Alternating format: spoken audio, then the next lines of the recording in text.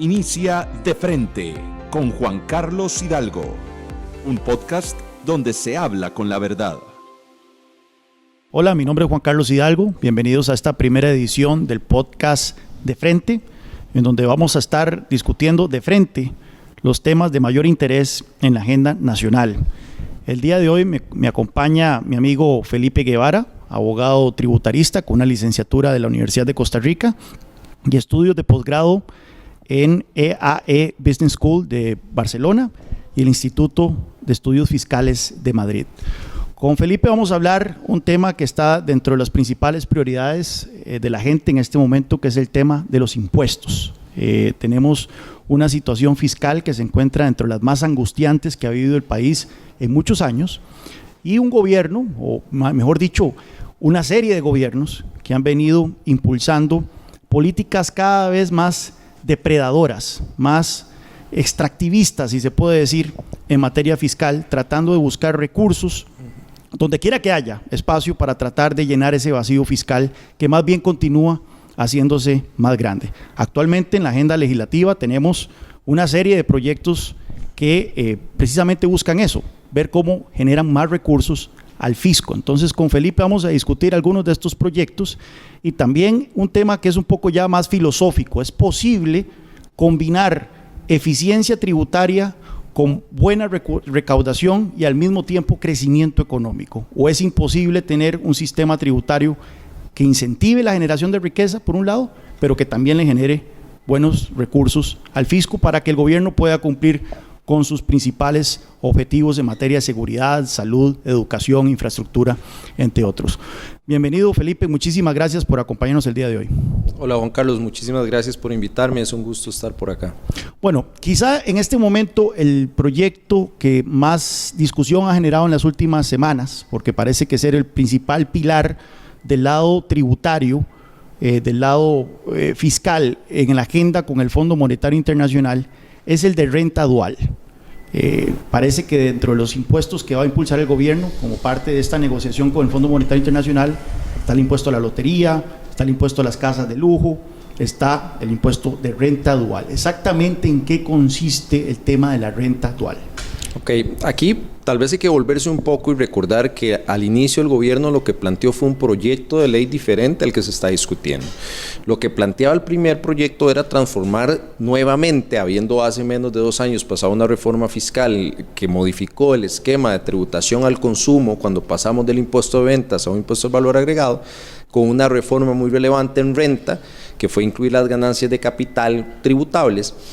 El primer proyecto de renta global dual buscaba modificar también la tributación corporativa y el de las personas físicas. ¿Qué pasó? Esa primera versión del proyecto incluía más allá de ello y lo que buscaba era una forma también de transformar nuestro sistema impositivo a un sistema de renta mundial. El sistema de renta mundial, en resumidas cuentas, lo que busca es que las rentas se tributen independientemente de donde se generan. Eso tiene ¿Y eso es para personas o para empresas? Lo buscaban para ambos. El proyecto lo buscaba para ambos y sobre todo para las empresas. ¿Qué es el problema de esto? Que eso tiene sentido cuando se trata de jurisdicciones o países que se dedican a exportar capitales y no a traer capitales. Costa Rica naturalmente es un país que atrae capitales. Una pregunta que se hace muy a menudo con este tipo de discusiones es ¿cuántos países tienen un sistema de renta mundial?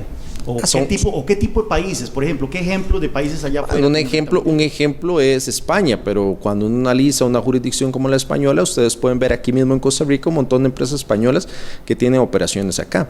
Tiene su sentido porque ellos dicen, bueno, ustedes se expandieron, crecieron gracias a las condiciones nuestras y van a tributar afuera, den algo acá, también tienen que tributar acá. Estos necesitan parados sistemas de convenios para evitar la doble imposición. Por eso España es un país que tiene con casi todas las jurisdicciones. Costa Rica no. Costa Rica tiene con España, con Alemania, con México y recientemente uno con Emiratos que difícilmente por ahora le damos sentido alguno. ¿Qué es lo que pasa? Esa primera versión incluía transformar nuestro sistema a un sistema de renta mundial. ¿Qué pasa? Discúlpeme que te interrumpa, pero ¿qué pasa si Costa Rica, siendo un país importador de capital, importador de inversiones, adopta un sistema de renta mundial que más bien es propio de países que exportan capital, que exportan inversiones? La respuesta la puedo dar de dos formas. La voy a dar con una más objetiva que la subjetiva. La objetiva la dio la OCDE en su informe sobre Políticas Públicas de Costa Rica en el 2017 dice el mudarse a un sistema de renta mundial para Costa Rica no es conveniente. Le sale más la OCDE, puedo darles hasta la página donde está. La OCDE lo dijo, mudarnos a un sistema de renta mundial en el caso de Costa Rica no es producente, va a salir más caro el caldo que los huevos básicamente. Desde la perspectiva subjetiva, a mí me parece que es un error porque Costa Rica es un país que, número uno, no tiene suficientes convenios para evitar la doble imposición. Si usted me pasa a mí un criterio de renta mundial y yo tengo rentas en otras jurisdicciones que Costa Rica no tiene convenio, me va a provocar que yo tribute allá y acá y entonces me incentiva ¿a qué? A no crecer, a no expandirme. No tiene sentido. Y además provoca que países o empresas inversionistas de países donde Costa Rica no tiene su convenio, no los incentiva a venir acá porque va a tributar doble también. Le provoca ese problema. Básicamente esa es la razón. Hubo candidatos que creo que ya cambió el discurso, que recientemente hablaba de que eso iba a evitar la gran evasión y el traslado de capitales. Simular pago de dividendos con préstamos, eso no tiene sentido porque Costa Rica ya adoptó una reforma muy importante con la reforma fiscal que fue darle rango ley a la normativa de precios de transferencia, que eso sí evita la erosión de las bases imponibles entre jurisdicciones. Entonces, Costa Rica ya dio suficientes avances en modernizar su sistema tributario para hacerlo fuerte con relación a la normativa internacional, a lo que se llama fiscalidad internacional. Por eso somos parte de la OCDE, y esto es muy importante. La OCDE avaló en el peer-to-peer análisis de Costa Rica nuestro sistema tributario e incluso avaló el régimen de zonas francas, que es muy importante. A veces escucha discursos que la OCDE obliga, que no es cierto, la OCDE, por algo ingresamos ya. Ahora bien, en renta dual, volviendo al tema de renta dual, es un proyecto que tiene varias vertientes. Sí. Esto de pasar de un sistema territorial a uno de renta mundial, ¿era necesario incluirlo ahí? No, para nada. Fue una ocurrencia y un intento, un gol. Okay. Básicamente. ¿Qué provocó? Devolviéndonos entonces, luego de ese antecedente, que esa primera versión se eliminara y que presentaran un nuevo proyecto que se enfocara exclusivamente en renta global dual de personas físicas. Entonces, se excluyó, la parte corporativa ya se sacó y se mantiene como está hoy. Que eso es interesante también porque la OCDE recomienda que las tasas de renta corporativa costarricenses son muy altas cuando ya uno está en el margen principal, el del 30%. 30% que es de las más altas de la OCDE, y recordemos que la OCDE... El promedio de la OCDE es 27, imagínense. Recordemos que la OCDE es un club de países mayormente ricos, o sea, la mayoría de los países... Sí, de rentas de capital de 3 veces la de Costa Rica. Exacto. Yo creo que el único país con una tasa de renta corporativa más alta que Costa Rica es Japón. Sí. Y eso significa que tenemos una tasa de impuestos sobre las empresas que es desproporcionadamente alta en comparación con un club de países ricos. Y muchas veces a Costa Rica se le trata, de copiar aquí el modelo escandinavo, ¿verdad? Creen que Costa Rica puede aspirar a ser un estado de bienestar como el sueco, como el noruego, como el danés. Pero cuando vemos las tasas de impuesto de renta sobre las empresas en esos países andan en el 19, 21, 22%, es decir, mucho más bajas que en el caso costarricense, lo cual demuestra que en esos países pusieron los bueyes antes de la carreta como debe ser. Primero permiten la generación de riqueza, pero primero permiten la generación de inversión, la atracción de inversión, y luego sí graban esa riqueza que se ha creado. Aquí en Costa Rica tratamos de grabar de entrada la generación de riqueza, la inversión, y eso es lo que hace entonces que haya menos generación de riqueza. El problema está en que la tributación en Costa Rica, en jurisdicciones latinoamericanas, se utiliza más como un mecanismo de medidas ideológicas que en servicio de la gente. La tributación debería estar en servicio de la gente, y en servicio de la gente significa que los servicios que financian los ciudadanos a través del pago de impuestos se vean reflejados a través de servicios buenos, por ejemplo, educación, carreteras, seguridad. Eso es lo que se llama la moral tributaria doctrinariamente. Un país con una moral tributaria alta, la gente está predispuesta a pagar los impuestos porque recibe servicios y bienes a cambio lo suficientemente bueno para ello. Pero ese tema no pasa únicamente por tener tarifas altas. De hecho, eso pasa por lo contrario. La suma de 0 y más 0 es 0. Por más que usted ponga tarifas altas y no hay dinamismo económico, no hay impuestos que recaudar. Entonces, el problema no pasa por tener tarifas altas, es todo lo contrario, pasa por un mayor dinamismo económico y tenemos que buscar ese equilibrio. La OCDE nos decía, ustedes tienen que bajar su tasa corporativa porque es muy alta, es más alta incluso que el promedio de los países latinoamericanos. Yo había hecho, de hecho, un artículo de ello donde analizaba las tarifas corporativas de diferentes países de América Latina y la nuestra era muy alta. Y es muy alta porque tiene dos niveles, tiene el impuesto sobre las utilidades al 30% y si queremos distribuir dividendos nos aplica otro impuesto de renta capital mobiliario que ataca al dividendo del 15%. Eso significa 70 que me quedaron, al 70 le aplico un 15, eso es 10.5 sobre el 100. Eso lleva la tributación total corporativa al 40.5%, que es muy alto. Sí, exacto. Si bien recuerdo, el promedio en Latinoamérica anda por el 27%, el impuesto de renta corporativa. El promedio, no recuerdo, en América Latina ese sí era el de la OCDE, que era un 27%, pero me parece que anda por ahí también. Sí, entonces volviendo al tema de la renta dual, entonces se quitó la parte corporativa, que hay todo un tema, como usted menciona, hay todo un tema que hay recomendaciones de la OCDE diciendo bajen eso para generar más inversión y más crecimiento económico.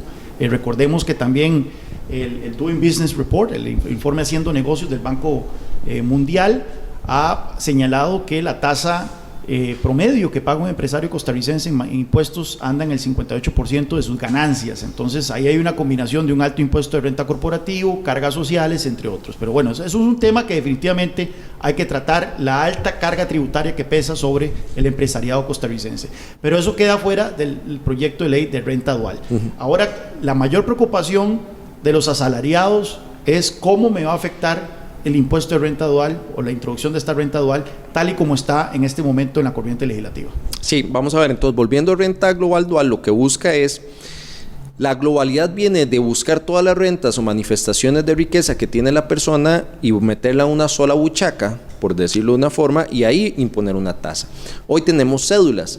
Hoy lo que sucede es que hay un tratamiento para el salario, un tratamiento para el servicio profesional, un tratamiento para los dividendos, un tratamiento para las inversiones, un tratamiento diferente dependiendo del origen de la renta. Si yo tengo acciones, pago impuestos a una tasa X, si yo tengo un salario, pago impuestos a una tasa X, correcto, etc. Entonces las diferentes actividades económicas de ingresos reciben un tratamiento desigual y lo que pretende entonces este proyecto es tratar a todo, meter todo en una buchaca, todos estos ingresos y tasarlo a una misma tasa. Con excepción de dualidad, que son las rentas del capital inmobiliario, que es básicamente los alquileres o las mobiliarias también, que quedarían con la tributación actual, que es del 15%, que también están en otro proyecto de ley buscando elevarlo al 16.5%.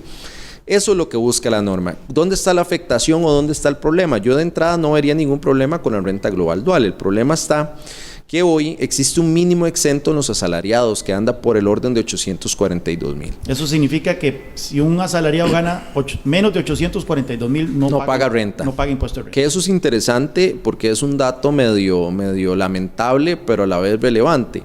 Eso implica que casi el 75% de todos los asalariados de Costa Rica no pagan impuestos sobre la renta, porque todos ganan menos de 842,000. Yo creo que eso es un consuelo de tontos, porque yo esperaría que todo el mundo ganara más. Es muy lamentable entonces que ese sea el límite. Que de hecho hay que, en honor a la verdad, ese mínimo exento es muy alto con relación también a los promedios de los demás países. Pero eso también nos da luces respecto cuando hablan, escuchaba hace poco un candidato presidencial de esos malos que hay, que brotaron un montón, que decía, no, es que el asalariado es el que sostiene el país. Cuando uno revisa las cifras, la afirmación no es del todo correcta. En realidad, por ejemplo, más del 50% de la recaudación total de impuestos directos del Estado Central viene de esos mal llamados grandes contribuyentes, que los han maltratado mucho recientemente. Son, más o menos? Anda cerca de 500 grandes empresas, que ahora se aumentó con una reforma que hubo que ya debe andar por lo menos por 800. O sea, el 50% de la recaudación tributaria total de este país viene de 800, dice. Y ahora lo subieron, pero cuando yo tenía el dato era de menos de 500 que daban el total. Volviendo a renta global, entonces, lo primero que sucede es que ya no tengo un mínimo exento, ahora lo que tengo es un crédito por un monto que es menor a la sumatoria anual de los 842,000.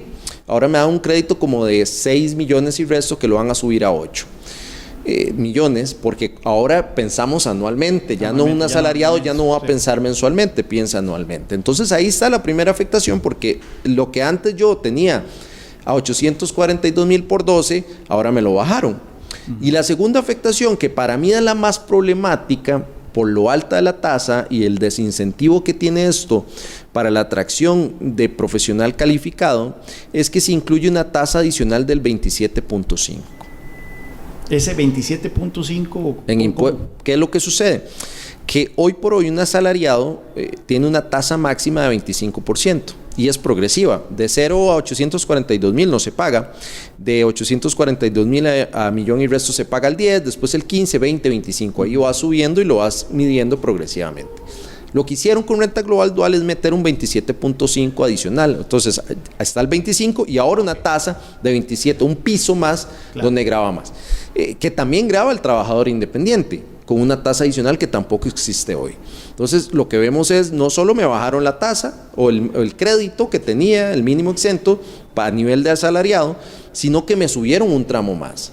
Y eso provoca un desincentivo porque 27.5 es claramente muy alto a nivel de persona física. Bueno, pero el contraargumento de eso es que el sistema tributario tiene que ser progresivo. Entre más gane la gente, más deben pagar. Entonces, establecer un escalón más para los más altos salarios parece justo desde un punto de vista de justicia tributaria, ¿no? Sí, pero ya existe un mínimo exento, existe 10, 15 y 20 y 25. Es decir, aquí sumamos un paso adicional y llegamos al 27.5, que es muy alto.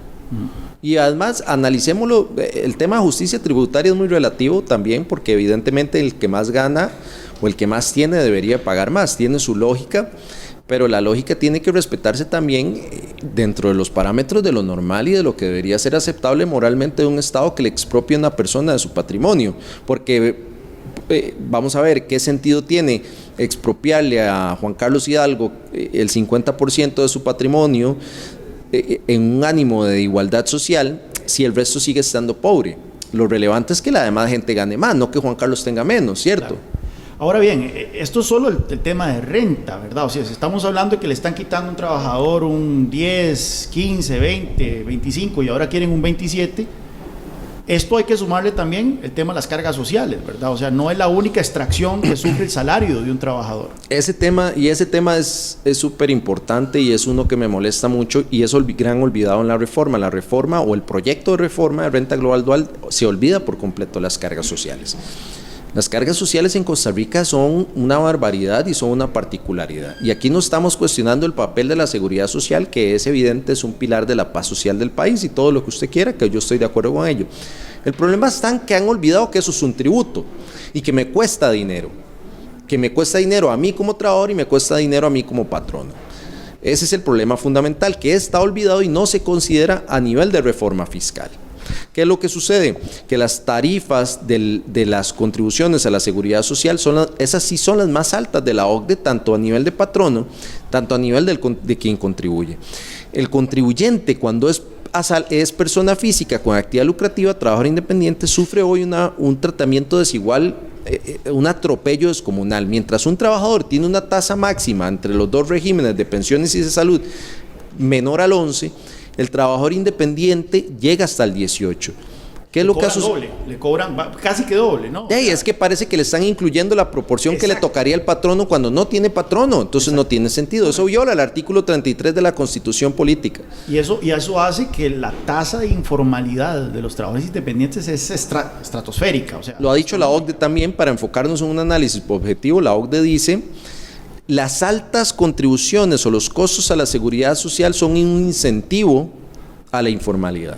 Es tan caro para el patrono o es tan caro para mí como emprendedor formalizarme que prefiero quedarme en la informalidad. Y eso no tiene sentido. La gente, el seguro social existe para poder atender a la gente. Bueno, y recordemos que los últimos números ponen la tasa de informalidad en Costa Rica entre un 44 o 46%. Y no casi la mitad de los trabajadores están en un sector informal donde no están contribuyendo a la seguridad social, ¿verdad? Pero también esto tiene consecuencias a futuro. O sea, un 44% de la población económicamente activa, 44% que eventualmente, llegada a su edad de madurez, va a tener que pensionarse y no va a haber contribuido a una pensión. Y eso es una bomba de tiempo social, económica, fiscal para el gobierno, para el Estado, que vamos a tener que atender en unos 20, 25 años. De hecho, el dato es más alarmante cuando se ve a nivel de los profesionales liberales. El 92% de los profesionales liberales no están cotizando a la seguridad social, es decir, no tendrán pensión. ¿Cuál es el problema? Lamentablemente, las autoridades de la seguridad social se han visto a ellas como un fin en sí mismo. Se preocupan más por garantizarle ingresos que por buscar el sentido de la seguridad social misma, que es un deber de la gente. La seguridad social debe preocuparse por dar salud y dar pensión, no preocuparse por garrotear y ver cómo siempre tienen ingresos para pagar prestaciones o liquidaciones de 20 años, como lo hicieron, que fue lo que provocó este declive financiero que tiene. Ese es el problema. Cuando ponemos la institución delante de la gente y del servicio a la gente, es lo que provoca estas distorsiones que tenemos hoy en nuestro país, porque todas las instituciones no son malas, son como las han empleado. Ahora bien, volviendo al tema de renta global dual, en conversaciones que hemos tenido, vos mencionás que hay una manera de tomar en cuenta lo que se contribuye en cargas sociales para alivianar el peso tributario total a los asalariados. ¿Cómo funcionaría eso? De hecho, ese problema ya sucede hoy. Si usted es un asalariado y gana 2 millones, el pago del impuesto sobre la renta escalonado, que en este caso me parece lo llevaría al máximo del 15%, no le excluye lo que usted paga de cargas sociales. O sea, le están contando... A usted le están contando como si usted recibiera 2 millones. Pero no está recibiendo 2 millones porque le están quitando... Fácil, ahí se le van 210,000 colones por mes. En cargas sociales. En cargas sociales, solo del trabajador. Entonces, lo justo es que la renta aplique únicamente al monto que en verdad recibe el trabajo. Claro, porque si no tenemos una violación que están grabando no riqueza. Exacto. Yo puedo ganar 2 millones brutos, pero si en realidad tengo que dar un tributo que se llama cargas sociales o lo que usted quiera, en realidad yo no gano los 2 millones. En realidad gano los 1.800.000 o 1.795.000, que es lo que me llega a la bolsa. Y a partir de ahí debería entonces tributarse, porque si no me están cobrando algo que no tengo, que está solo sobre el papel. Eso sucede ya hoy a nivel de asalariado y sucedería con renta global dual, que si ustedes analizan el texto no hace una sola referencia a las cargas sociales, que se ha vuelto un problema tan relevante que en la junta directiva de la Caja tiene más poder que los diputados de la República. Que ese es otro tema, ¿verdad? Es otro gran tema, pero debería estar ahí, porque estamos hablando de la tributación de las personas, y la tributación de las personas pagan a la seguridad social. 9 personas que no son electas por el pueblo pueden aumentar impuestos casi que de manera indiscriminada, ¿verdad? No hay, en teoría no hay, en el papel no hay ningún límite. Recordemos que técnicamente se llama tributo porque y tal vez devolvámonos un poco. Hay países donde la seguridad social se financia a través directamente del Estado. Entonces usted paga sus impuestos, fin de la historia, el Estado es el que debe proveer el dinero para el seguro social. Aquí lo hicimos diferente. Sí, ese es un tema que también tiene otra arista. Claro. Y es que cuando se habla de carga tributaria en Costa Rica, la trampa que nos tratan de meter es que únicamente ven los ingresos tributarios del gobierno central y excluyen las cargas sociales y excluyen los impuestos municipales, por ejemplo. Sí, de hecho eso, cuando yo recuerdo a Luis Guillermo Solís que decía queremos vivir como europeos y pagar impuestos como africanos, y él hablaba de que la presión fiscal en Costa Rica con relación al PIB era el 13%, eso es completamente incorrecto, en realidad es cercana al 24%. Pero no solo Luis Guillermo Solís, esa ha sido la cantaleta histórica de muchos gobiernos. ¿Qué es lo que pasa? Nada más veámoslo de esta forma. ¿Le cuesta o no a la gente las cargas sociales? Claro que sí. Entonces, lo interesante es eso. Usted menciona de que en otros países, creo que Dinamarca es uno de ellos, la seguridad social sale directamente de los impuestos. Entonces, la trampa que nos hacen aquí es comparar los ingresos tributarios del gobierno central, que es un 13% del PIB, históricamente han dado por ahí 13-14%, y después compararlo con otros países como ricos, y dicen, vea, aquí se pagan pocos impuestos. Claro, pero en esa comparación están olvidando que esos países, la carga de la seguridad social va dentro de ese número y en el nuestro no. Entonces, si nosotros incluimos las cargas sociales, los impuestos municipales y otros entes autónomos cobran sus propios impuestos, incluimos todo dentro del mismo ecuación, la carga tributaria en Costa Rica anda como un 22-23% del PIB, ya es significativamente más alta, y está yo creo que dentro de las 5 o 6 más altas de América Latina. Correcto. Sí, el tema es ese, la seguridad social. El modelo que optamos es un modelo de exacciones o contribuciones para fiscales. ¿Qué significa eso? Que yo estoy coaccionado a pagar un tributo a un ente diferente al Estado central, en este caso para que me dé seguridad social y una pensión. Pero estábamos en el tema de que la Junta Directiva de la Caja Costarricense de Seguro Social, que no es electa, y repasemos cómo está conformada la Junta Directiva de la Caja Costarricense de Seguro Social: 3 representantes que los pone el gobierno, 3 representantes del sector empresarial, un representante del cooperativismo, un representante del sector solidarista y un representante de los sindicatos. Estas 9 personas en el papel pueden aumentar las cargas sociales que van a la Caja Costarricense de Seguro Social sin ningún tipo de peso ni contrapeso, ¿verdad? Ninguno. Tal vez lo más básico es que nosotros vivimos en una república democrática. La tradición republicana tiene un aforismo fundamental que es no taxation without representation, que es no me graben sin representación. ¿Por qué? Porque los diputados, como los elegimos nosotros, son quienes están legítimamente habilitados en ese pacto social que aceptamos todos al nacer en esta república, para que ellos pongan ese tipo de limitaciones a mi patrimonio, porque al final un impuesto es una extracción de mi patrimonio, que tiene todo el sentido del mundo y yo estoy de acuerdo con ello, porque es parte, como decían, es el precio a pagar a vivir en sociedad. Todo bien con ello. ¿Qué es lo que sucede? Que cuando aparecen instituciones como la Caja, la reforma fiscal que se aprobó en el 2019 se venía discutiendo desde el gobierno de Abel Pacheco. Da todo lo que duraron diputados elegidos por el pueblo en elecciones democráticas, que pusieron su nombre, que se postularon, que trabajaron, que dieron su idea para aprobar una reforma fiscal. 9 piticos que nadie conoce, que nadie designó, pueden hoy meterle la mano a la bolsa de la gente, de todos los trabajadores y todos los empresarios del país y sacarles dinero. ¿Y hay manera de poder ponerle coto a esto? Debería. Porque una ley en este momento, una ley que pase la Asamblea Legislativa, que sea opuesta, que tenga que ver con seguridad social, que sea opuesta por la Junta Directiva de la Caja Costarricense de Seguro Social, es inconstitucional. Yo nunca he entendido eso, porque las potestades de la Junta Directiva de la Caja las dio una ley, no las dio la Constitución. Si las hubiera dado la ley, tiene sentido. Como están las cosas, 57 diputados mañana se pueden poner de acuerdo. Yo tengo serias dudas jurídicas, técnicas de ello, porque si es la ley la que autorizó eso, es otra ley la que lo puede quitar. Entonces, el alegato constitucional es muy debatible. Si uno lee el artículo 121, inciso 13 de la Constitución Política, dice que es potestad exclusiva de los diputados a aprobar los impuestos y las contribuciones y cargas nacionales y autorizar las municipales. Si uno lee el 73 de la Constitución, que crea la Caja Costarricense del Seguro Social, en ningún lado dice que la Junta Directiva puede establecer tarifas o definir elementos esenciales del tributo, que es la contribución extrafiscal.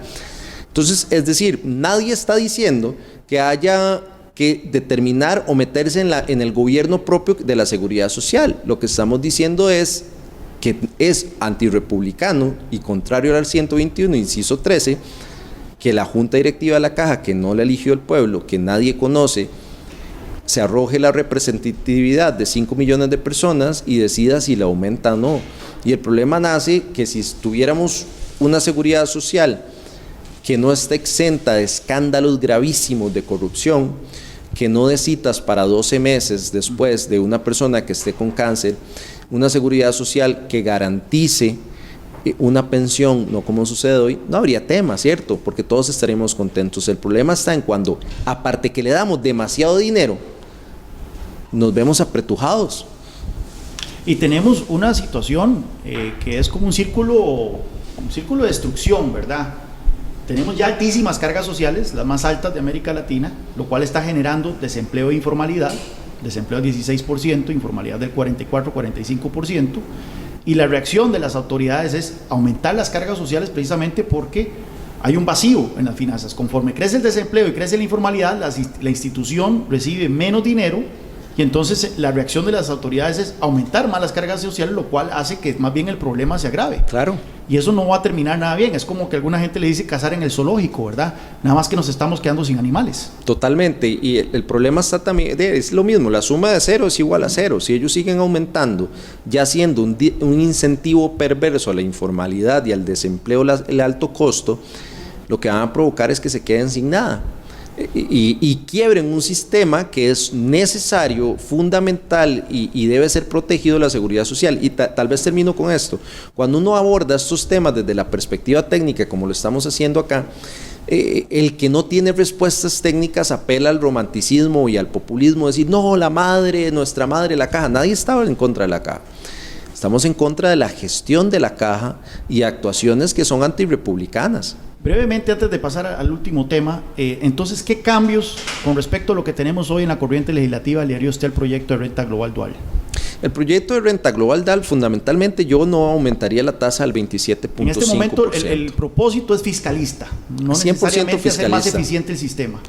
No, vamos a ver, para mí el sistema de renta global dual sí tiene, desde la perspectiva técnica no debería por qué oponerme o hacer críticas a la reforma misma, porque son sistemas de políticas tributarias.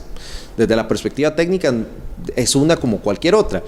El problema está en cuando se hace sin sentido con la realidad, y la realidad es que aumentar las tasas siendo tan altas y estando tan estrujada la situación no es acorde con la moral tributaria del pueblo, y el pueblo necesita ver ejecución presupuestaria decente y servicios decentes para seguir pagando más, y eso no lo estamos viendo. Sí. Para ir cerrando, todos estos temas es parte de la conversación eterna, la discusión eterna sobre cuál debe ser la finalidad de un sistema tributario. Debe ser garantizarle recursos al Estado, debe ser distribuir la riqueza, generar una mayor equidad en los ingresos, o debe ser fomentar el crecimiento económico, la inversión. ¿Es posible casar los tres? Sí, claro, pero antes de ello deberíamos de englobarlo dentro de lo que establece la Constitución política, que creo en nuestro país se ha visto dejada de lado muchas veces previo a la construcción de políticas públicas. La Constitución habla de que el Estado nuestro debe velar por la adecuada distribución de la riqueza. Es decir, estamos constreñidos a eso, independientemente que estemos de acuerdo o no. Uno de los mandatos constitucionales al Estado es ese. Pero el otro mandato es precisamente que el Estado no es un fin en sí mismo. El Estado lo que debe hacer es proveer bienes y servicios adecuados a la gente. ¿Y cuál es el mejor? Educación, oportunidades. Pero es interesante porque la Constitución habla de la adecuada distribución de la riqueza. Sí. Pero no dice cómo. No. Y la experiencia internacional revela que es muchísimo más eficiente distribuir riqueza a partir del gasto que a partir de los impuestos. O sea, tratar de utilizar a los impuestos como un mecanismo de distribución de la riqueza, el tax the rich, ¿verdad?, que se ha hecho tan famoso a nivel internacional, no es para nada eficiente. De hecho, para inicios de los 90, tengo entendido, en Europa había 12 países con impuestos a la riqueza, y ahora solo quedan 4. Lo han ido aboliendo porque la misma OCDE ha señalado que son impuestos muy difíciles de administrar, que generan muy pocos ingresos al Estado, y que al final de cuentas son contraproducentes para incluso la recaudación fiscal del mismo país. Entonces, nuevamente volvemos a ese escenario. Hay un escenario en donde podemos tener buenos niveles de recaudación fiscal, pero con impuestos que no sean depredadores, con impuestos que no sean destructores de la generación de riqueza. Claro, con ejecución presupuestaria adecuada. La recaudación, es un mito que la recaudación de impuestos en Costa Rica es baja. En realidad es un promedio aceptable y las tarifas sí son muy altas. La mejor reforma fiscal es el dinamismo económico. Si tenemos mayor dinamismo económico, aumenta la recaudación. No son las tarifas altas lo que da mayor recaudación, más bien lo contrario, es mayor dinamismo. Pero también está el deber del Estado de garantizarle a los ciudadanos servicios y bienes buenos, aceptables y conformes que permitan precisamente oportunidades de crecimiento, y creo que la más importante que deberíamos de seguir garantizando la educación. y se financia a través de impuestos. ¿Cuál es el problema? Cuando no medimos, lo que no se cuantifica o no se mide, no se conoce. Y hoy por hoy tenemos educación de baja calidad que no es medida. Bueno, Felipe, ya para ir cerrando, 3 temas que me interesan muchísimo a mí. Es el tema de la reducción de las cargas sociales. Efectivamente tenemos las cargas sociales más altas de América Latina, una de las más altas de la OCDE, que esto está generando desempleo, que es la preocupación número 1 del costarricense en este momento, está generando informalidad. Entonces queda claro que tenemos que hacer reformas en ese sentido. Está la reforma también al impuesto de renta corporativo. Necesitamos hacer un ambiente de negocios más conducente a la generación de riqueza. Una tasa del 30% es demasiado alta, incluso en el contexto latinoamericano. Hay que ir bajando eso a niveles más acordes con lo que la competitividad de otras naciones demuestran. Y por supuesto el tema de que hay que de alguna manera legislar vía reforma constitucional o algún otro mecanismo para evitar que la Junta Directiva de la Caja Costarricense de Seguro Social tenga esa facultad de poder aumentar indiscriminadamente las cargas sociales sin ningún tipo de contrapeso. Eso es a mí por lo menos lo que me queda de esta discusión. ¿Algo más en un minuto que se me pueda estar quedando fuera? No, para mí es fundamental recordar que la tributación debe estar en servicio de la gente. Financiamos al Estado para que nos dé servicios y además garantice, al menos en un Estado en el que a mí me gusta creer, le garantice a la gente oportunidades, no cree clientes. No cree clientes de miseria, de que le doy un bonito de 70,000 para que viva ahí a media. No, que démosle a las familias la oportunidad de educarse para que puedan surgir. Y acabar con ese círculo vicioso que tenemos donde estamos cazando en el zoológico, ¿verdad? Tenemos un sistema cada vez más depredador, más voraz, y el problema es que los contribuyentes están, a través del desempleo y la informalidad, reduciendo en proporción, y esto no va a terminar bien para nadie, ni para el mismo Estado, porque al final de cuentas, entre menos productividad haya, entre menos generación de riqueza, menos va a poder el Estado. La mejor reforma fiscal es mayor dinamismo económico. Exactamente. Bueno, muchísimas gracias, Felipe Guevara, abogado tributarista, un buen amigo, es un referente mío para temas tributarios. Y así, con este tipo de conversaciones, vamos a seguir explorando temas de la realidad nacional que son tan importantes en esta coyuntura que nos encontramos de unas elecciones en donde vamos a definir cuál va a ser el rumbo del país para la próxima década. A todos ustedes, muchas gracias por escucharnos y ojalá que nos acompañen la próxima semana con una edición más de este podcast De Frente. Gracias por acompañarnos.